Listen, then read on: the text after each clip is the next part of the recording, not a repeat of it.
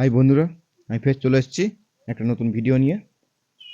তো আপনারা চানা তো অনেক খেয়েছেন, এইভাবে বানিয়ে খেয়ে দেখুন, বাকি সব ফেল হয়ে যাবে।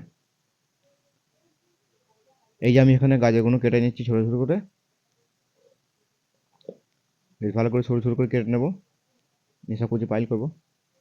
এখানে আমি চানা নিয়েছি, কলাওয়ালা চানা, যেটা কলা হয়ে গেছে সেই চানা নিয়েছি, আর মুগ গোড়া নিয়েছি, সেটাও কলা করে নিয়েছি।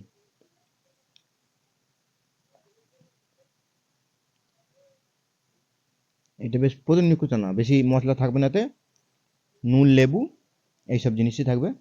তা আমি সরু সরু করে এখন কেটে নিই ভালো করে। এখন ওরা কাটাটা দেখুন।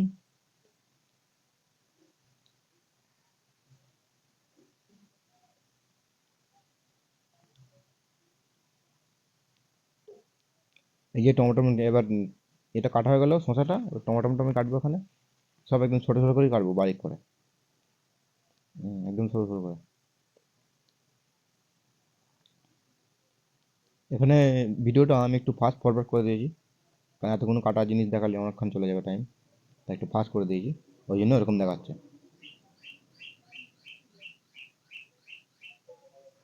এই পেঁয়াজটা কেটে নেবো, আমি সব একটা করে কেটে একটা প্লেট রাখছি আগে।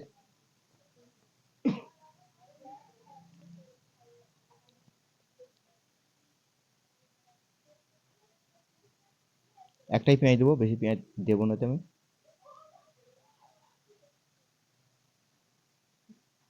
পেঁয়াজটা কাটা হয়ে গেল বারিক করে একদম।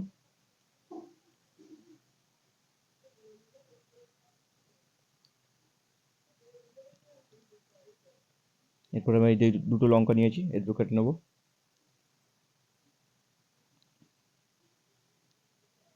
এই যে কেটে নিলাম।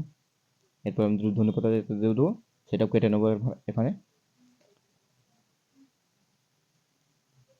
এই যে ধনেপাতা গোড়াগুলো কেটে ফেলে দিলাম, ছোটো ডগগুলো নেবো,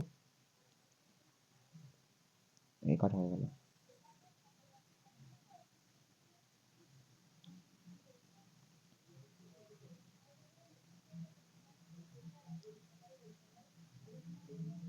এই যে এখানে কাটা হয়ে গেল। আমি এখানে চানা নিয়েছি, 100-র মতন চানা নিয়েছি, আর 100-র মতন মুগ গোড়াটা নিয়েছি। এই যে ভালো লাগছে দেখতে এখন কাটাটা, এই যে গামতে বললো, আমি 100 পুরো তো ছোলা দিচ্ছি না, অল্প করে দিব। এই যে ছোলা দিয়ে দিলাম, এরপরে মুগ গোড়াগুলো এতে দিয়ে দেবো, ভালো কলা করা। এটা শুনেছি ভালো প্রোটিন থাকে, তাই ওই জন্য আমি করেছি এটা।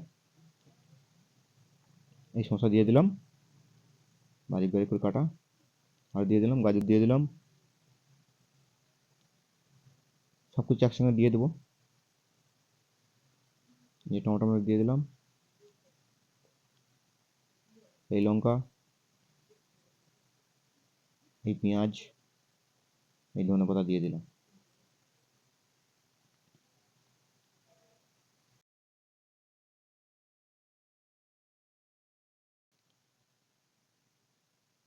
একটা লেবু এতে নিচুড়ে দিয়ে দিলাম, সাদা নুনটা দিয়ে দিলাম আগে।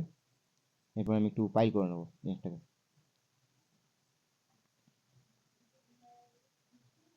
আপনারা চাইলে গোলমরিচের গুঁড়ো একটু দিতে পারেন এর মধ্যে, আরও ভালো লাগবে খেতে। আমার কাছে সেটা নেই, তাই গুঁড়ো করে আমি দিচ্ছি না।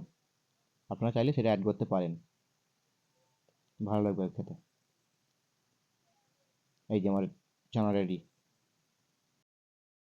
তো ভিডিওটি যদি ভালো লাগে লাইক করুন, শেয়ার করুন, আমার ফেসবুকের পেজটাকে ফলো করে নিন, আর ইউটিউব দেখে থাকলে সাবস্ক্রাইব করে নিন।